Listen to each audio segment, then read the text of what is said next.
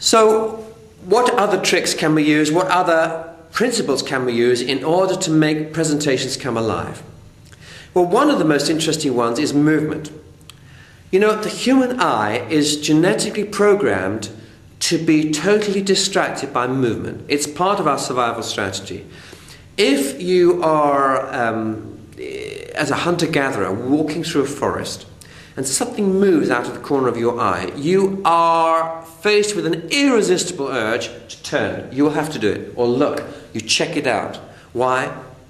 Because otherwise you get eaten, you get killed. It's true of every animal, and it's certainly true of human beings.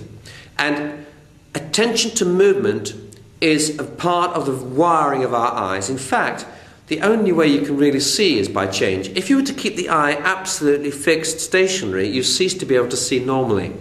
The eye is only able to see through the tiny little movements that it makes, which keeps refreshing, changing images on the back of the retina. So it's change that we're sensitive to. And that is why a tiny movement, a tiny shooting star or something out of the corner of your eye, you see it. Whereas 500 million stars, you ignore. So if movement is so incredibly stimulating for people, then why is it that in many presentations we're so static? We put a PowerPoint slide up, it doesn't change. For a while, there's no animation on it. We are fixed to a podium as a talking head, I must say often imprisoned by the efforts of the organizers who may have created a light which is just a pencil of light in a narrow area, which means you can't walk without going into darkness. It may be that they've not given you a radio mouse, you've only got a wired up thing, so you can't walk, you've got to remain physically attached to the box. It may be that the platform itself doesn't allow you to move around very much without being in the way of the screen. There are 101 reasons why it's difficult to move, and so the presentation becomes very static. But when you start to move around, you move across someone's visual field and they wake up. They can't help it. They have to watch. And if you put an animation in a PowerPoint, the eyes go whack up to it. You might have someone who's half using a BlackBerry. How dare they do that? But I tell you this, if something starts moving on the screen, whoo, they're up there. They cannot possibly help it. It's an irresistible force. Believe me, just try it out and you'll see what I mean. So video clips are very effective, but be careful. The power of the moving image is so fundamental that I guarantee you it will upstage any attention that people will place on you yourself if you're not careful.